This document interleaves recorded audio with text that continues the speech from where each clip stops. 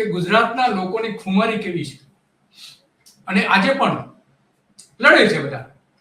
સરકારના ભલે ગમે તેટલા જુલમ હોય, ગમે તેટલા અત્યાચારો હોય, પોલીસનો ભલે ગેરઉપયોગ કરતા હોય, છતાં પણ લોકો લડે છે અને વિજય પણ મેળવે છે.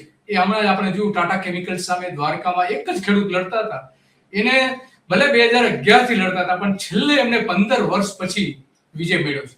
તો અત્યારે જે લડત ચાલી રહી છે ગુજરાતના ખેડૂતોની ગુજરાતની સૌથી મોટી લડત છે વીજ કંપનીઓ સામેની, કે જે પોલ નાખી રહી છે, વીજળીના પોલ નાખી રહી છે, કેબલ નાખી રહી છે અને કોરિડોર સામે ખેડૂતો વિરોધ કરી રહ્યા છે. કારણ કે એ જ્યાંથી પણ વીજ લાઈન પસાર થશે એ બધા જ ખેડૂતોને પોતાની જમીનમાં ઉત્પાદન બિલકુલ મળવાનું નથી, જમીન ગુમાવવા બરાબર થઈ જવાની છે. તો એની સામે લડી રહ્યા છે. અને હમણાં જ 2 દિવસ પહેલા જ અદાણીની કચેરી સામે, અમદાવાદની જે અદાણીનું કોર્પોરેટ હાઉસ છે એની સામે જઈને ખેડૂતોએ વિરોધ કર્યો અને પોતાના લગભગ 5000 જેટલા ખેડૂતોએ તો ત્યાં આવેદન પત્રો આપ્યા છે ને અત્યાર સુધીમાં ઈમેલ સહિતના લગભગ 10,000 જેટલા ખેડૂતોએ અદાણી સામે વાંધો ઉઠાવ્યો છે.